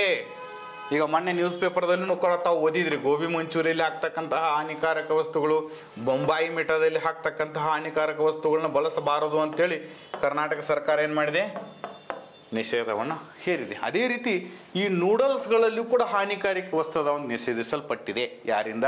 ಫುಡ್ ಅಥಾರಿಟಿ ಆಫ್ ಇಂಡಿಯಾದವರಿಂದ. ಇದು ನಿಮ್ಮ ಕಂಪನಿಯ ಪ್ರಮುಖ ಉತ್ಪನ್ನವಾಗಿದ್ದು ಇದರಿಂದ ನಿಮ್ಮ ಕಂಪನಿಗೆ ಅತೀವ ನಷ್ಟವಾಗುತ್ತದೆ. ಹಂಗೇನ್ರೆ ಕ್ಯಾನ್ಸಲ್ ಮಾಡಿಬಿಟ್ರೆ ನಿಮ್ಮ ಕಂಪನಿಗೆ ಲಾಸ್ ಆಗ್ತದೆ. ಕಂಪನಿಯ ಉತ್ಪನ್ನವನ್ನು ಬಲವಂತದಿಂದ ಹಿಂದಕ್ಕೆ ತೆಗೆದುಕೊಳ್ಳುವಂತೆ ಮಾಡಲಾಗಿದೆ. ಇವ್ರು ಫುಡ್ ಅಥಾರಿಟಿ ಆಫ್ ಇಂಡಿಯಾದವ್ರು ಏನು ಮಾಡಿದ್ದಾರೆ, ಹಾನಿಕಾರಕ ವಸ್ತು ಅದಾವ ಹಿಂಗೆ ತಗೊಂಡ್ಬಿಡ್ರಿ, ಈ ನೂಡಲ್ಸ್ಗಳನ್ನು ಹೊಸ ಪರೀಕ್ಷೆಗೆ ಸಲ್ಲಿಸುವಂತೆ ಕಂಪನಿಗೆ ತಿಳಿಸಲಾಗಿದೆ. ನಿಮ್ಮ ಬಾಸ್ ನೀವು ಪರೀಕ್ಷಿಸುವ ಏಜೆನ್ಸಿಯನ್ನು ಅನುಸಂಧಾನ ಮಾಡಲು ತಿಳಿಸಿದ್ದಾರೆ. ಅವಾಗ ನಿಮ್ಮ ಬಾಸ್ ಇರ್ತಾನಲ್ಲ ಒಬ್ಬ, ಆ ಬಾಸ್ ಏನು ಮಾಡ್ತಾನಂದ್ರೆ ನಿಮಗೆ ಡೈರೆಕ್ಟ್ ಮಾಡ್ತಾನೆ, ಸ್ವಲ್ಪ ಇದನ್ನ ಯಾರು ಫುಡ್ ಅಥಾರಿಟಿ ಆಫ್ ಇಂಡಿಯಾದವ್ರು ಏನದಾರಲ್ಲ ಆ ಅಧಿಕಾರಿಗಳು ಯಾರದಾರಲ್ಲ ವಿಂಗ್, ಅವ್ರನ್ನ ಹೋಗಿ ಭೇಟಿ ಮಾಡಪ್ಪ, ಹೆಂಗಾದ್ರೂ ಮಾಡಿ ಅವ್ರ ಜೊತೆ ಅಡ್ಜಸ್ಟ್ ಮಾಡ್ಕೋ ಅಂತ ಹೇಳ್ತಾನೆ. ಯಾರೇ ನಿಮ್ಮ ಬಾಸ್ ಹೇಳ್ತಾನೆ. ಅವರಿಂದ ನೂಡಲ್ಸ್ಗಳನ್ನು ಅನುಮೋದಿಸಲ್ಪಡುವಂತೆ ಮಾಡಲು ತಿಳಿಸಿದ್ದಾರೆ. ಇದನ್ನು ಎಷ್ಟೇ ವೆಚ್ಚದಲ್ಲಾದರೂ ಮಾಡಿ ತೀರತಕ್ಕದ್ದೆಂದು ಹೇಳಿದ್ದಾರೆ. ಅದು ಕೆಟ್ಟಬೇಕಾದ ಖರ್ಚಾಗಿ ನಾವು ಮಾಡೋನು, ಆದರೆ ಅಡ್ಜಸ್ಟ್ ಮಾಡ್ಕೊಂಬಾ. ಈ ನೂಡಲ್ಸ್ಗಳ ಮೇಲೆ ಸಾಕಷ್ಟು ಪ್ರಮಾಣದ ಕೆಲಸ ನಡೆದಿಲ್ಲದಿರುವುದರು ಮತ್ತು ಇವು ಇನ್ನೂ ಕೆಲವು ವಿವಾದಗಳನ್ನ ಹೊಂದಿರುವ ಬಗ್ಗೆ ನಿಮಗೆ ಅರಿವಿದೆ. ನೀವೇನು ಕೆಲಸ ಮಾಡತ್ತಿರಲಿಲ್ಲ ಇಲ್ಲಿ, ನೀವು ಬಾಸ್ನ ಕೆಳಗೆ ಆ ಕಂಪ್ನಿ ಒಳಗೆ ಇದು ಸರಿ ಇಲ್ಲ, ಇದರಲ್ಲಿ ಹಾನಿಕಾರಕ ವಸ್ತುಗಳದಾವ, ನಿಮಗೂ ಕೂಡ ಅರಿವಿದೆ. ನೀವು ಕೂಡ ಒಬ್ಬರೇನಿದ್ದೀರಿ, ಜವಾಬ್ದಾರಿಯುತ ನಾಗರಿಕರಾಗಿದ್ದೀರಿ. ನೀವು ನೀಡಿರುವ ಪ್ರಕರಣಗಳಲ್ಲಿ ಯಾವ ಥರ ನೀಡಿರುವ ಈ ಮೇಲಿನ ಪ್ರಕರಣದಲ್ಲಿ ನೀವೇನು ಕ್ರಮ ತಗೋತೀರಿಪ್ಪ ಅನ್ನೋದು ಕೇಳಿ ಮತ್ತೆ ಆಪ್ಷನ್ ಕೊಟ್ಟ ನಾವು. ಓಕೆ, ಹುಡ್ಕೋಣ. ಅದ್ರಾಗ ನಿಮ್ಮ ಬಾಸ್ ಹೇಳಿರುವ ರೀತಿಯಲ್ಲಿ ನಡೆದುಕೊಳ್ಳುತ್ತೀರಿ ಅಂದರೆ ಆ ನೂಡಲ್ಸ್ ನಿನ್ನ ಮಗನೂ ತಿಂತಾನೆ, ನಿನ್ನ ಹೆಂಡ್ತಿನೂ ತಿನ್ಬೋದು, ನೀನು ತಿನ್ಬೋದು. ಅದ್ರಾಗ ಹಾನಿಕಾರಕ ವಸ್ತು ಅದಾವ, ತಿಂದ ತಕ್ಷಣ ನಿಂಗೆ ಕ್ಯಾನ್ಸರ್ ಆಕೈತೆ ಅಂದರೆ ಅದರದ್ದು ನೀನು ನಿನ್ನ ಬಾಸ್ ಹೇಳಿದ್ರೆ ಕೇಳ್ತೀಯ ಪಗಾರಿಗೋಸ್ಕರ? ನಂಗೆ ಸಂಬಳ ಬರತ್ತಪ್ಪ, ಇದು ನನ್ನ ಕೆಲಸ ನಾನು ಮಾಡಲೇಬೇಕಂದ್ರೆ ನಿನ್ನ ನೈತಿಕತೆ ಎಲ್ಲಿ ಹೋಯ್ತು? ಎಥಿಕ್ಸ್ ಆ್ಯಂಡ್ ಇಂಟಿಗ್ರಿಟಿ ಚೆಕ್ ಮಾಡತ್ತಾನಿಲ್ಲ ನಾವು, KS ಅಧಿಕಾರಿಯು ಅಭ್ಯರ್ಥಿದ್ದು. ಸೊ ದ್ಯಾಟ್ ಒಂದನೇ ಆಪ್ಷನನ್ನು ನಿಜವಾಗ್ಲೂ ಇಮಿಡಿಯೇಟ್ ಹೊಡೆದಾಕ್ತಾನೆ ಒಬ್ಬ ನೈತಿಕತೆಯನ್ನು ಹೊಂದಿರತಕ್ಕಂಥ ವ್ಯಕ್ತಿ. ಎರಡನೇದು, ನಿಮ್ಮ ಬಾಸ್ ಹೇಳಿರುವ ರೀತಿಯಲ್ಲಿ ನಡೆದುಕೊಳ್ಳುವಿರಿ, ಆದರೆ ಈ ಬಗ್ಗೆ ಪ್ರೆಸ್ನವರಿಗೆ ಮಾಹಿತಿ ಸೋರಿಕೆ ಮಾಡುತ್ತೀರಿ. ಇಲ್ಲಿ ನೋಡ್ರಿ, ಇಲ್ಲಿ ಹೆಂಗಪ್ಪ ಅಂದ್ರೆ ನೀವ ಕೈ ಕೊಟ್ಟು ಹಗ್ಗ ಕೊಟ್ಟ ಕೈ ಕಟ್ಸ್ಕೊಳ್ದು ಅಂತಾರೆ. ಇದಕ್ಕೆ ಹಗ್ಗನೂ ನೀವೋ ಕೊಡೋದು, ಕೈ ನೀವೋ ಕೊಡೋದು, ಈಗ ಕಟ್ಸ್ಕೊಟ್ರೆ ಹೇಳ್ತಾರೋದು. ಅದು ಹಂಗೆ ಮಾಡಿದ್ರೆ ಹಾಕೈತಿ. ನಿಮ್ಮ ಬಾಸ್ ಹೇಳೋ ರೀತಿಯಲ್ಲಿ ಮಾಡೋದು, ಹೋಗೋದು ಎಲ್ಲ ಸಂಧಾನ ಮಾಡೋದು, ಮತ್ತು ಪ್ರೆಸ್ದವ್ರಿಗೂ ಹೇಳೋದು, ಇದು ಕೂಡ ಸರಿಯಾಗಿರ್ತಕ್ಕಂಥ ಮಾರ್ಗ ಅಲ್ಲ. ಓಕೆ. ಮೂರನೇದು, ನಿಮ್ಮ ಬಾಸ್ ಕೊಟ್ಟಿರುವ ಸೂಚನೆಗಳನ್ನ ಅನುಸರಿಸಲು ನಿರಾಕರಿಸುತ್ತೀರಿ. ಹೌದಾ? ಒಂದು ಸ್ವಲ್ಪ ಸತ್ಯ ಇದೆ. ಡೈರೆಕ್ಟ್ ಆಗಿ ಬೋಲ್ಡ್ ಆಗಿದ್ರಿ ಅಂದ್ರೆ ನೀವೇನು ಮಾಡ್ಬೋದು, ಇಮಿಡಿಯೇಟ್ಲಿ ರಿಜೆಕ್ಟ್ ಮಾಡ್ಬೋದು. ನೀವು ಇಮಿಡಿಯೇಟ್ಲಿ ರಿಜೆಕ್ಟ್ ಮಾಡಿದ್ರೆ ನೀವು ಅಲ್ಲಿಂದ ಇಮಿಡಿಯೇಟ್ಲಿ ರಿಜೆಕ್ಟ್ ಆಗಿ ಹೋಗಿಬಿಡ್ತೀರಿ. ಅದೇನು ಕಾಮನ್ ಅದ. ನೀವು ಮಾಡಂಗಿಲ್ಲ ಸರ್ ನಾ ಅಂದ್ರೆ ನಡಿ ಹೋಗೋದು ಬಿಟ್ಟು ಹೋಗುತ್ತೆ. ನಾವು ಅಲ್ಲಿ ಯಾವುದೇ ರೀತಿ ಗೌರ್ಮೆಂಟ್ ಸರ್ವಿಸ್ ಅಲ್ಲ, ಅದು ಸೆಕ್ಯೂರಿಟಿ ಇಲ್ಲ ನಿಮಗೆ, ಪ್ರೈವೇಟ್ ಕಂಪ್ನಿ ಅದು. ನಂಗೆ ಮಾಡೋಕ್ಕಾಗಂಗಿಲ್ಲ ಸರ ಬಿಟ್ಟು ಹೋಗಿ ಅಂತಾನವ. ಸರಿ, ನೀ ಹಂಗೆ ಹೇಳ್ಬೋದು, ಆದರೆ ನಿನ್ನ ಮುಂದಿನ ಜೀವನಕ್ಕೆ, ನಿನ್ನ ಮುಂದಿನ ನೌಕರಿಗೆ ಸಮಸ್ಯೆ ಆಗ್ಬೋದಲ್ಲ. ಸರಿ ಇದೆ, ಸರಿ ಇಟ್ಕೊಳ್ಳೋಣ. ನಿಮ್ಮ ಬಾಸನ್ನ ಬೇರೆ ರೀತಿಯಲ್ಲಿ ವರ್ತಿಸುವಂತೆ ಮನವರಿಕೆ ಮಾಡಲು ಪ್ರಯತ್ನಿಸುತ್ತೀರಿ ನೋಡಿ. ಇಲ್ಲ ಬಾಸ್, ಈ ಥರ ಮಾಡೋದು ಬೇಡ ನಾವು. ಲಂಚ ಕೊಡೋದು ಬೇಡ, ಇದು ಹಾನಿಕಾರಕ ವಸ್ತು ಅದಾವ, ನನ್ನ ಮಗುನು ತಿನ್ಬೋದು, ನನ್ನ ಹೆಂಡ್ತಿನೂ ತಿನ್ಬೋದು, ನಿನ್ನ ಮಗುನು ತಿನ್ಬೋದು, ನಿಮ್ಮ ಹೆಂಡ್ತಿನೂ ತಿನ್ಬೋದು, ನಿಮ್ಮ ಸಂಬಂಧಿಕರು ತಿನ್ಬೋದು, ತಿಂದರೆ ಕ್ಯಾನ್ಸರ್ ಆಗ್ತದೆ, ದಯವಿಟ್ಟು ಈ ಕೆಲಸ ಮಾಡೋದು ಬೇಡ, ನಮಗೆ ಲಾಸ್ ಆಗಲಿ, ನಾವು ಮತ್ತೆ ದುಡಿಯೋಣ, ಪ್ರಾಮಾಣಿಕವಾಗಿ ದುಡಿಯೋಣ, ಮತ್ತೆ ಕಂಪ್ನಿಯನ್ನು ಕಟ್ಟೋಣ. ನೋಡಿ ಈ ಥರ ಮಾತಾಡ್ಬೋದಲ್ಲ. ಇದು 100% ಕರೆಕ್ಟ್ ಇದೆ. ದಿಸ್ ಈಸ್ 100% ಕರೆಕ್ಟ್ ಇದೆ. ಇದನ್ನು ನೀವು ರೈಟ್ ಮಾರ್ಕ್ ಮಾಡ್ಕೊಂಡು ಬಿಡಿ. ಇನ್ನು ನೀವು ಭಾಳ ಇಟ್ಟೆಲ್ಲ ಹೇಳೋಕ್ಕಾಗಂಗಿಲ್ಲ, ಅವ್ನು ಮೋಟಿವೇಶನ್ ಮಾಡೋಕ್ಕಾಗಂಗಿಲ್ಲ. ನನಗೆ ನೇರವಾಗಿಯೂ ಕೂಡ ನಾನು ಇದನ್ನ ಈಗ ಹಿಂಗೆ ಮಾಡೋಕ್ಕೆ ಹೋಗ್ಬಿಡ್ರಿ ಅಂತ ಹೇಳೋಕ್ಕೂ ಆಗಂಗಿಲ್ಲ, ಮೋಟಿವೇಶನು ಮಾಡೋಕ್ಕಾಗಂಗಿಲ್ಲ. ಈ ಕಂಪನಿಯನ್ನು ಬಿಟ್ಟು ಹೋಗಲು ಪರಿಗಣಿಸುತ್ತೀರಿ, ಹೌದಲ್ಲ? ನೀವು ಪ್ರಾಮಾಣಿಕರಾಗಿದ್ರಿ ಅಂದರೆ ಬಿಟ್ಟು ಹೋಗ್ತೀರಿ. ಎಷ್ಟೋ ಜನ ಪ್ರಾಮಾಣಿಕ ವ್ಯಕ್ತಿಗಳು ಹುದ್ದೆಯಲ್ಲಿ ಕೆಲಸ ಮಾಡುವಾಗ ಆ ಹುದ್ದೆಯಲ್ಲಿ ಏನಾದರೂ ಸಮಸ್ಯೆಗಳು ಬಂದಾಗ ತಮಗಲ್ಲದ ರೀತಿಯಲ್ಲಿ ಕೆಲಸ ಮಾಡೋಕೆ ಹಚ್ಚಿದಾಗ ಅಲ್ಲಿ ರಿಸೈನ್ ಮಾಡಿ ಕೊಟ್ಟವ್ರು ಭಾಳ ಜನ ಕೊಟ್ಟೋಗ್ಯಾರೆ. ಪ್ರಧಾನಮಂತ್ರಿಗಳು ಕೊಟ್ಟರೆ, ಕೆಲವೊಬ್ಬರು ಸುಪ್ರೀಂ ಕೋರ್ಟ್ನ ನ್ಯಾಯಾಧೀಶರು ಕೊಟ್ಟಿದ್ದಾರೆ, ಇಲೆಕ್ಷನ್ ಕಮಿಷನರ್ಸ್ ಕೊಟ್ಟಿದ್ದಾರೆ. ಅವರೆಲ್ಲರೂ ಕೂಡ ಎಥಿಕ್ಸ್ ಆ್ಯಂಡ್ ಇಂಟಿಗ್ರಿಟಿಗೆ ನಮಗೆಲ್ಲ ಮಾದರಿ ಆಗ್ತಾರೆ. ಸರ್ ಎಂ ವಿಶ್ವೇಶ್ವರಯ್ಯ ಅವರು ಕೂಡ ರಾಜೀನಾಮೆ ಕೊಡ್ತಾರೆ. ಸರ್ ಎಂ ವಿಶ್ವೇಶ್ವರಯ್ಯನವರು ಯಾಕೆ ರಾಜೀನಾಮೆ ಕೊಡ್ತಾರೆ? ಕಮೆಂಟ್ ಬಾಕ್ಸಲ್ಲಿ ಕಮೆಂಟ್ ಹಾಕಿ ನೋಡೋಣ. ಮೈಸೂರು ದಿವಾಣರು ಇರ್ತಾರೆ, ಅವರು ಯಾಕೆ ರಾಜೀನಾಮೆ ಕೊಡ್ತಾರೆ? ಕಮೆಂಟ್ ಬಾಕ್ಸಲ್ಲಿ ಕಮೆಂಟ್ ಹಾಕಿ. ಹಾಗಾದರೆ ಇದು ಕೂಡ ಆನ್ಸರ್ ಏನಿದೆ ಕರೆಕ್ಟ್ ಇದೆ. ಆವಾಗ ನಿಮಗೆ ಎ ಬಿ ಅಂತೂ ಹೋಯ್ತಾ, ಎ ಮತ್ತು ಬಿ ಇದ್ದದ್ದು ತೆಗಿರಿ, ಎಲ್ಲೆಲ್ಲೈತಿ, ಇದು ಸರಿ ಆಗಂಗಿಲ್ಲ. ಓಕೆ, ಬಿ ಇದೆ, ಇದು ಸರಿ ಆಗಂಗಿಲ್ಲ. ಮತ್ತೆಲ್ಲಿದೆ? ಸಿ ಮತ್ತು ಇ ಉಳಿತು, ಸಿ ಮತ್ತು ಇ ಉಳಿತು. ಬಟ್ ಇದು 100% ಕರೆಕ್ಟ್ ಇದೆಯಲ್ಲ. ಡಿ ಇಲ್ಲಲ್ಲ ಇದ್ರಾಗ ತೆಗೆದು ಬಿಡಿ. ಇದು ನಾವಾಗ ಸರಿಯಾದ ಉತ್ತರ ಆಟೋಮೆಟಿಕ್ ಆಗಿ ಸಿಗ್ತದೆ. ಡಿ ಆ್ಯಂಡ್ ಇ ನೋಡಿ, ಡಿ ಆ್ಯಂಡ್ ಡಿ ಕರೆಕ್ಟ್ ಅದಾವ. ಇದು ಕೂಡ ನಿಮ್ಮ ಬಾಸ್ ಕೊಟ್ಟಿರೋ ಸೂಚನೆ ನಿರಾಕರಿಸುತ್ತೀರಿ. 100% ಏನಾಗಂಗಿಲ್ಲ, ಇದು ಕರೆಕ್ಟ್ ಆಗಂಗಿಲ್ಲ. 80% ಕರೆಕ್ಟ್ ಆಗ್ಬೋದು. ಇದು ನಾ ಮಾಡೋಕ್ಕಾಗೋದಿಲ್ಲ ಅಂತ ಹೇಳ್ಬೋದು, ಬಿಟ್ಟು ಹೋಗತ್ತೆ ಹೇಳ್ತಾರೆ. ಬಟ್ ಅದಕ್ಕಿಂತ ಬೆಸ್ಟ್ 2 ಆಪ್ಷನ್ ಅದಾವ. ನಿಮ್ಮ ಬಾಸನ್ನು ಮನವರಿಕೆ ಮಾಡ್ಬೋದು ಅಥವಾ ಆ ಕಂಪ್ನಿನೇ ಬಿಟ್ಟು ಹೋಗ್ಬೋದು. ಕಿರಿಕಿರಿ ಬೇಡ, ನನ್ನ ನಾಲೆಜ್ ಇದೆ, ನಾ ಮತ್ತೊಂದು ಕಂಪ್ನಿ ಹೋಗಿ ಕೆಲಸ ಮಾಡ್ತೀನಿ, ನಾ ಯಾಕೆ ಅನ್ಯಾಯದ ಪರವಾಗಿ ನಿಲ್ಲಿ ಅಂತಕ್ಕಂತಹ ಭಾವನೆ ಇಟ್ಕೊಂಡ್ರೆ ಇದು ಸರಿ ಆಗ್ತದೆ. This is also the best question. KS ಪರೀಕ್ಷೆಯಲ್ಲಿ ನಾನು ಇದೇ ಒಂದು ಕ್ವಶನ್ ಮೆಚ್ಚಿದೆ, ಇದನ್ನೂ ಕೂಡ ಪ್ರಶ್ನೆಯನ್ನು ಭಾಳ ಚೆನ್ನಾಗಿ ಮೆಚ್ಚಿದೆ. ಡಿಯರ್ ಫ್ರೆಂಡ್ಸ್, ಈ ತರಹದ ಆಲೋಚನೆಗಳನ್ನ ನೀವು ಇಟ್ಕೊಂಡು ಪ್ರಶ್ನೆ ಪತ್ರಿಕೆಯನ್ನು ಬಿಡಿಸಿದರೆ ನಿಜವಾಗ್ಲೂ ಕೂಡ ನಿಮಗೆ ಒಳ್ಳೆಯ ಅಂಕಗಳು ಬರೋಕ್ಕೆ ಸಾಧ್ಯ ಇದೆ ಮತ್ತು ನೀವು ಒಬ್ಬ ಒಳ್ಳೆಯ ಕ್ಯಾಂಡಿಡೇಟ್ ಆಗ್ತೀರಿ.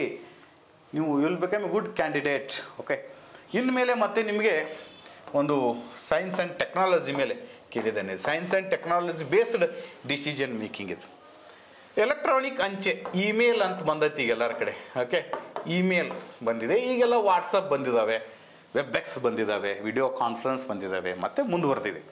ಇಮೇಲ್ ಬಳಕೆಯು ಒಂದು ದಶಕದಿಂದ ವಿಸ್ತರಿಸಿ ಹರಡುತ್ತಿದೆ. ಆ್ಯಕ್ಚುಲಿ 2000 ಇಸ್ವಿದಲ್ಲಿನೇ ಇನ್ಫಾರ್ಮೇಷನ್ ಟೆಕ್ನಾಲಜಿ ಅಂತಕ್ಕಂಥದ್ದು ಬಂತು.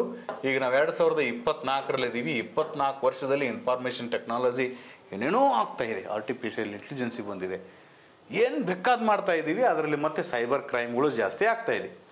ಈ ಅಂಚೆಯು ಕಲ್ಪನೆ ಭಾವನೆಗಳ ಹರಿವನ್ನು ಸರಿಗೊಳಿಸುತ್ತದೆ. ನೀವೇನು ಕಲ್ಪನೆ ಮಾಡಿರಿ ಅಲ್ಲಿ ಕಳಿಸ್ಬೋದು. ಅದನ್ನು ನೀವು ವಾಟ್ಸಪ್ದಲ್ಲೆಲ್ಲ ಏನು ಕಲ್ಪನೆ ಮಾಡ್ತೀರೋ ಅದನ್ನ ಕಳಿಸ್ಬೋದಲ್ಲ. ಚೆನ್ನಾಗಿ ಕಲ್ಪನೆ ಮಾಡ್ಕೊಳ್ಳಿ ಅಷ್ಟೇ, ಬೇರೆ ಏನೇನೋ ಕಲ್ಪನೆ ಮಾಡ್ಕೊಳಕ್ಕೆ ಹೋಗ್ಬಿಡಿ. ದೂರದ ಕಚೇರಿಗಳನ್ನು ಜೋಡಿಸುತ್ತದೆ. ಭಾಳ ದೂರ ಇರ್ತದೆ ರೀ. ನಿಮ್ಮ ಕಚೇರಿ ಇಂಡಿಯಾದಾಗ ಇರ್ತೈತಿ, ಹೌದಾ? ಇನ್ಫೋಸಿಸ್ ಅಂತಕ್ಕಂಥ ಒಂದು ಕಚೇರಿ ಇಂಡಿಯಾದಾಗ ಇರ್ತೈತಿ. ಅಮೇರಿಕಾದಾಗೂ ಕೂಡ ಅದ್ರದ್ದೊಂದು ಏನಿರ್ತೈತಿ, ಕಚೇರಿ ಇರ್ತೈತಿ. ಇಮೇಲನ್ನು ಇಂಡಿಯಾದಿಂದ US ಕಳಿಸ್ಬೋದು, US ಇಂಡಿಯಾ ಕಳಿಸ್ಬೋದು. ಎಷ್ಟು ದೂರ ಕಳಿಸ್ಬೋದು? ತಾಲೂಕಿನ ಜಿಲ್ಲೆಗೆ ಕಳಿಸ್ಬೋದು, ಜಿಲ್ಲೆಯಿಂದ ರಾಜ್ಯಕ್ಕೆ ಕಳಿಸ್ಬೋದು, ರಾಜ್ಯದಿಂದ ದೇಶಕ್ಕೆ ಕಳಿಸ್ಬೋದು, ಎಲ್ಲಿ ಬೇಕಾದ್ರೆ ಕಳಿಸ್ಬೋದು. ಸಭೆಗಳ ಅಗತ್ಯತೆಯನ್ನು ತೆಗೆದು ಹಾಕುತ್ತದೆ. ಚೆನ್ನಾಗಿ ಇಮೇಲ್ ಕಳಿಸಿ ಅಲ್ಲಿ ಹೇಳಿಬಿಟ್ರೆ ಅವ್ರಿಗೆ ಮಾಹಿತಿ, ಇವ್ರನ್ನ ಕರೆಸಿ ಸಭೆ ಮಾಡಿಸ್ತಕ್ಕಂಥ ಅವಶ್ಯಕತೆನೇ ಇಲ್ಲ. ಉತ್ಪಾದಕತೆಯನ್ನು ಆಗಿಂದಾಗೆ ವೃದ್ಧಿಸ್ತೈತಿ. ಸಭೆಗೆ 4-5 ದಿವಸ ಟೈಮ್ ವೇಸ್ಟ್ ಮಾಡೋದ್ರಿಂದ ಉತ್ಪಾದಕತೆ, ಪ್ರೊಡಕ್ಟಿವಿಟಿ ಹೋಗ್ತೈತಿ. ಈ ಥರ ಒಂದು ಇಮೇಲ್ ಕಳಿಸ್ಬಿಟ್ಟು ಎಲ್ಲರೂ ನೋಡಿ ಓದ್ಕೊಂಡು ಈ ಥರ ಕೆಲಸ ಮಾಡಿರಿ ಅಂದ್ರೆ ಪ್ರೊಡಕ್ಟಿವಿಟಿ ಜಾಸ್ತಿ ಆಕೈತಿ.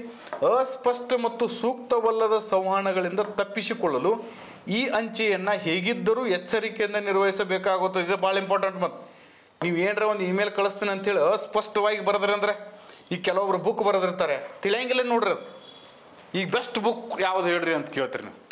ಬೆಸ್ಟ್ ಬುಕ್ ಯಾವುದು, ವರ್ಸ್ಟ್ ಬುಕ್ ಯಾವುದು ಅಂದ್ರೆ ಹೆಂಗೆ? ಬರೆದಿರ್ತಕ್ಕಂಥ ವಿಷಯ ಸರಿಯಾಗಿ ಯಾರಿಗೆ ತಿಳಿತೈತೋ ಅದು ಬೆಸ್ಟ್ ಬುಕ್ಕ. ಇಂಡಿಯನ್ ಕಾನ್ಸ್ಟಿಟ್ಯೂಷನ್ದಾಗ ಬೆಸ್ಟ್ ಬುಕ್ ಅಂದ್ರೆ ಯಾವುದಪ್ಪ? ಏನು ಬೇರೆ ನಮ್ಮ ಬಣ್ಣ ಸುಣ್ಣ ಹಚ್ತಾರೆ ಅದಕ್ಕೆ ಅವರು? ಏನು ಉಪಕಾರ ಹಾಸ್ತಾರ? ಆರ್ಟಿಕಲ್ 1 ಏನೈತೆ 1 ಬರೀಬೇಕು. ಆರ್ಟಿಕಲ್ 324 ಎಲೆಕ್ಷನ್ ಕಮಿಷನ್ ಅಂದರೆ ಎಲೆಕ್ಷನ್ ಕಮಿಷನ್ ಬರೀಬೇಕು. ದ ಬೆಸ್ಟ್ ಅಂಡ್ ವರ್ಸ್ಟ್ ಅಂತಕ್ಕಂಥ ಬುಕ್ ಇಲ್ಲ, ಬಟ್ ಓದುಗನಿಗೆ ತಿಳಿತಿರ್ಬೇಕಾದ್ರೆ ಅದಕ್ಕೆ ಬೆಸ್ಟ್ ಬುಕ್ ಅಂತ ಕರಿತೀವಿ. ಹಾಗೆಯೇ ಇಮೇಲ್ ಕಳಿಸೋನು ಸ್ಪಷ್ಟವಾಗಿ ಕಳಿಸ್ಬೇಕು, ಸೂಕ್ತವಾಗಿ ಕಳಿಸ್ಬೇಕು. ಹಂಗೆ ಕಳಿಸ್ಲಿಲ್ಲ ಅಂದರೆ ಅದೇನಾಗ್ತದೆ, ಸಂವಹನಗಳನ್ನು ತಪ್ಪಿಸಿಕೊಳ್ಳಲು ಎಚ್ಚರಿಕೆಯಿಂದ ನಾವು ಮಾಡಬೇಕಾಗ್ತೈತಿ. ಇಮೇಲ್ ಸಂದೇಶಗಳು ಸಂಕ್ಷಿಪ್ತವಾಗಿರಬೇಕು ಮತ್ತು ಒಂದು ವಿಷಯಕ್ಕೆ ಮಿತಿಗೊಳಿಸಲ್ಪಟ್ಟಿರಬೇಕು. ಒಂದು ಇಮೇಲ್ ಕಳಿಸಿದ್ವಿ ಅಂದರೆ ಒಂದು ವಿಷಯ ಇರಬೇಕಾದ್ರಾಗ ಮತ್ತು ಸಂಕ್ಷಿಪ್ತವಾಗಿರ್ಬೇಕು. ಸಂಕೀರ್ಣ ವಿಷಯಗಳ ಬಗ್ಗೆ ತಿಳಿಸಬೇಕಾದಾಗ ಫೋನ್ ಕರೆಗಳೇ ಉತ್ತಮ. ಕಾಂಪ್ಲೆಕ್ಸ್ ವಿಷಯಗಳಿದ್ದಾಗ ಇಮೇಲ್ ಮಾಡಲಾರ್ದ ಫೋನ್ ಮಾಡಿ ಹೇಳಿದೆವು ಅಂದರೆ ಅಗದಿ ಕ್ಲಾರಿಟಿಯಾಗಿ ವಿಷಯ ತಿಳಿತದ. ಈ ಖಂಡಿಕೆಯ ಮುಖ್ಯ ಅಂಶವೆಂದರೆ ಈ ಅಂಚೆಯು ಇಮೇಲ್ ಅಂತಕ್ಕಂಥದ್ದು ದೂರದ ಕಚೇರಿಗಳ ಜನರನ್ನು ಸಂಪರ್ಕಿಸಲು ಸದಾ ಇದು ಸುಲಭ ಮಾರ್ಗವಲ್ಲ. ನೋಡಿ, ನೀವು ಇಮಿಡಿಯೇಟಾಗಿ ಮಾರ್ಕ್ ಮಾಡ್ತೀರಿ, ಸುಲಭ ಮಾರ್ಗ ಅಂತ ಮ್ಯಾಲೆ ಓದಿರಿ ನೀವು. ಇದನ್ನು ಹಂಗೆ ಸುಲಭ ಮಾರ್ಗವಲ್ಲ ಅಂತ ಕೇಳಿರೋದ್ರಿಂದ ಇದು ತಪ್ಪು ಅಥವಾ ಒಣ್ಣೆದು ತಪ್ಪು ಇಮಿಡಿಯೇಟ್ ಹಾಕಿಬಿಡ್ತಾರೆ. ಮೊದಲಿಗೆ ಇದು 1 ದಶಕದ ಹಿಂದೆಯೇ ಆರಂಭವಾಗಿರುವುದರಿಂದ ಘನಾತ್ಮಕವಾಗಿ ಬದಲಾಗಿದೆ. ಸರಿ ಇದೆ, ಇದು ಘನಾತ್ಮಕವಾಗಿ ಬದಲಾಗಿದೆ, ಇಲ್ಲ ಅಂತಲ್ಲ. ಅದನ್ನು ಕೂಡ ನಾವು ಆಯ್ಕೆ ಮಾಡ್ಕೊಳ್ಳೋಣ. ಇದು ಸರಿಯಾದ ರೀತಿಯಲ್ಲಿ ಬಳಸದಿದ್ದಾಗ ಜನರು ನಿರುತ್ಪಾದಕರಾಗಲು ಕಾರಣವಾಗುತ್ತದೆ. ಇದು ಕರೆಕ್ಟ್. ಇದನ್ನು ಸರಿಯಾದ ರೀತಿಯಲ್ಲಿ ನಾವು ಬಳಸ್ಕೊಳ್ಳಿಲ್ಲ ಅಂದರೆ ಜನರು ಏನಾಗ್ತಾರೆ, ನಿರುತ್ಪಾದಕರಾಗ್ತಾರೆ ಅನ್ನೋದು ಸ್ಟೇಟ್ಮೆಂಟು ಕೂಡ ಸರಿಯಾದ ಸ್ಟೇಟ್ಮೆಂಟ್ ಆಗಿರುತ್ತದೆ. ನೆಕ್ಸ್ಟ್ ಹೇಳಿದೆ ನೋಡ್ರಿ, ಇದನ್ನು ಬುದ್ಧಿವಂತಿಕೆಯಿಂದ ನಿರ್ವಹಿಸಿದ್ದಲ್ಲಿ ಮಾತ್ರ ಕೆಲವು ನಿರ್ದಿಷ್ಟ ಬಗೆಯ ಸಂದೇಶಗಳು ಪರಿಣಾಮಕಾರಿಯಾಗುತ್ತವೆ. ಇದು ಕೂಡ ಸರಿ ಇದೆ. ಇನ್ನು 3 ಸರಿ ಅದಾವ. ಇದ್ರಾಗ ಪರ್ಸೆಂಟೇಜ್ ನಾವು ತಕ್ಕೋಬೇಕು. ಈ 10 ವರ್ಷದಿಂದ ಆಗೈತಿ, ಗಣಾತ್ಮಕ ಬದಲಾವಣೆ ಆಗೈತಿ, 80% ಕರೆಕ್ಟ್ ಇದೆ. ಅದು ತಿಳಿತಲ್ಲ, ಈ ಕಾಮನ್ ಇದೆ, ಸಾಮಾನ್ಯವಾಗಿರ್ತಕ್ಕಂಥ ಸ್ಟೇಟ್ಮೆಂಟ್. ಇದನ್ನು ಸರಿಯಾದ ರೀತಿಯಲ್ಲಿ ಬಳಸದಿದ್ದಾಗ ಜನರು ನಿರುತ್ಪಾದಕರಾಗಲು ಕಾರಣವಾಗುತ್ತದೆ. ನೋಡಿ, ಇದನ್ನು ಸರಿಯಾದ ರೀತಿ ಬಳಸಿದ್ದಾಗ ಇದಕ್ಕಿಂತನೂ ಬೆಸ್ಟ್ ಫೋನ್ ಕರೆನೂ ಮಾಡಿ ಹೇಳ್ಬೋದಲ್ಲ, ಅಂಚೆ ಇಲಾಖೆ ಪತ್ರನೂ ಬರಿಬೋದಲ್ಲ, ಸಭೆನೂ ಜರುಗಿಸ್ಬೋದಲ್ಲ.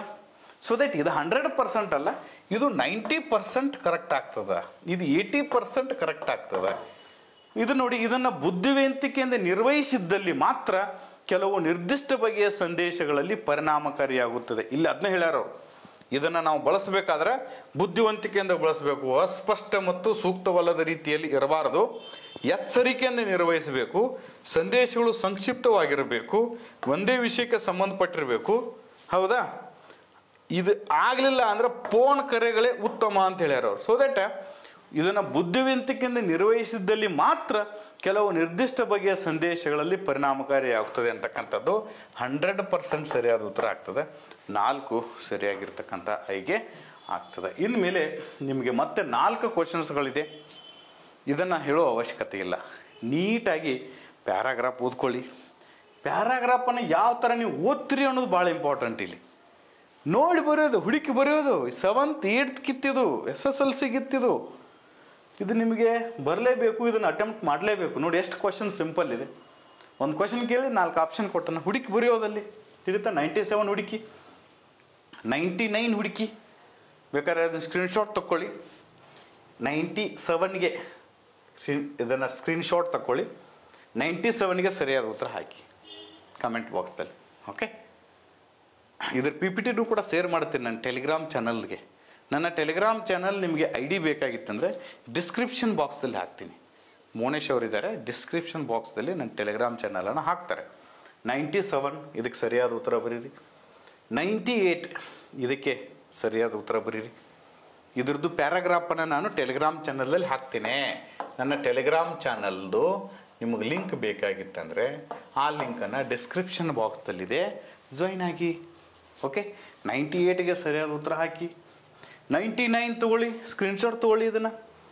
ಇದಕ್ಕೂ ಕೂಡ ಸರಿಯಾದ ಉತ್ತರ ಹಾಕಿ ನೋಡೋಣ. ನಿಮಗೆ ಆಯ್ಕೆ ಬಿಟ್ಟಿದ್ದೀನಿ, ನೋಡಿ ಬರೆಯೋದಿದ್ದು. ಬರೀ ಇಂಥದ್ದು 4 ಕ್ವಶನ್ ಬಂದುಬಿಟ್ಟಿದೆ. 8 ಮಾರ್ಕ್ಸ್ಗಳು ನಿಮ್ಮ ಕಿಸೆಯಲ್ಲಿನೇ. ಯಾವುದು economy, geography, history, science and technology, ecology ಬೈಪಾಟ್ ಮಾಡು, ಸೆನ್ಸಸ್ಸು ಸಮಸ್ಯೆನೇ ಇಲ್ಲ. ಅಲ್ಲಿದ್ದದ್ದನ್ನು ನೋಡಿ ಬರೆಯೋದು ಒಂಥರ ಎಂಥ ಕ್ವಶನ್ಸ್ ಅಂದರೆ ಇದು ಅಲ್ಲೇ ಡ್ರಾ ಅಲ್ಲೇ ಬಹುಮಾನ. ಇಂಥ ಕ್ವಶನ್ಸ್ಗಳನ್ನು ಬಿಡಿಸದೆ ಯಾವನು ಪರೀಕ್ಷೆಯಿಂದ ಹೊರಗೆ ಬರ್ತಾನೋ ಅವನಷ್ಟು ಮೂರ್ಖ ಯಾರೂ ಇರುವುದಿಲ್ಲ. ಮೆಂಟಲ್ ಎಬಿಲಿಟಿಯಲ್ಲಿ 30 ಕ್ವಶನ್ಸ್ಗಳಿರುತ್ತೆ, 30ರಲ್ಲಿ 10 ಕ್ವಶನ್ ಇದೇ ಇರುತ್ತೆ. ಇನ್ನು 20 ಕ್ವಶನ್ಸನ್ನು ನನ್ನ ನೆಚ್ಚಿನ ಶಿಷ್ಯ ಶಿವಾನಂದ್ ಬಿಡಿಸ್ಕೊಡ್ತಾನೆ. ಇದೇ 20 ಕ್ವಶನ್ಸ್ಗಳನ್ನು ಇಮಿಡಿಯೇಟ್ ಏನು ಮಾಡಿ ಅವನ ಪಾಠಗಳನ್ನು ಕೇಳಿ. ಕೇವಲ ನನ್ನ ಪಾಠಗಳನ್ನೇ 15-16 ಜನ ನೋಡ್ತೀರಿ. ನನಗಿಂತ ಚೆನ್ನಾಗಿ ಮೆಂಟಲ್ ಎಬಿಲಿಟಿ ಶಿವಾನಂದ್ ಹೇಳ್ತಾನೆ. ಅವ್ನು ಬಿಡಿಸ್ತಾನೆ. ಹಾರ್ಡ್ ಎಫರ್ಟ್ ಇದೆ ಅವನದು, ಟ್ರಿಕ್ಸ್ ಅಲ್ಲ, ಹಾರ್ಡ್ ಎಫರ್ಟ್ ಬೇಕು. KSಗೆ ಟಿಕೆಟ್ ಅದು ಇದು ಅಂತ ಹೇಳಿಬಿಟ್ರೆ ಅದು KSಗೆ ಹೆಲ್ಪ್ ಆಗಲ್ಲ. ಬಿಡಿಸ್ಬೇಕಾಗತ್ತೆ. ಸಿಟ್ಟಿಂಗ್ ಅರೇಂಜ್ಮೆಂಟ್, ಸಮಯ ಮತ್ತು ಏನು ಕೆಲಸ, ಗಡಿಯಾರದ ಪ್ರಶ್ನೆಗಳು, ಡಾಟಾ ಇಂಟರ್ಪ್ರಿಟೇಷನ್, ಇದನ್ನೆಲ್ಲ ತುಂಬ ಚೆನ್ನಾಗಿ ಕ್ಲಾಸ್ ಮಾಡಿದ್ದಾನೆ. ದಯವಿಟ್ಟು ಆ ಕ್ಲಾಸ್ಗಳನ್ನ ಕೇಳಿ ನಿಮ್ಮ ಜ್ಞಾನವನ್ನು ವೃದ್ಧಿ ಮಾಡಿಕೊಳ್ಳಿ. ಈ ಒಂದು ವಿಡಿಯೋ ಶೈಕ್ಷಣಿಕ ದೃಷ್ಟಿಯಿಂದಾಗಿರ್ತದೆ. ಯಾವುದೇ ರೀತಿಯ ಪ್ರಚಾರವಾಗಲಿ, ಯಾವುದೇ ರೀತಿಯ ಚುನಾವಣೆಯ ನೀತಿ ಸಂಹಿತೆ ಉಲ್ಲಂಘನೆ ಆಗಲಿ ಮಾಡುವುದು ನಮ್ಮ ಉದ್ದೇಶ ಆಗಿರೋದಿಲ್ಲ. ಇದು ಪ್ಯೂರ್ಲಿ ನಮ್ಮಲ್ಲಿರ್ತಕ್ಕಂತಹ ಕಲೆ, ನಮ್ಮಲ್ಲಿರ್ತಕ್ಕಂತಹ ಸಾಹಿತ್ಯ, ನಮ್ಮಲ್ಲಿರ್ತಕ್ಕಂತಹ ಜ್ಞಾನವನ್ನು ವಿದ್ಯಾರ್ಥಿಗಳಿಗೆ ಹಂಚುವ ಉದ್ದೇಶದಿಂದ ಮಾತ್ರ ಈ ವಿಡಿಯೋ ಮಾಡಲಾಗಿದೆ.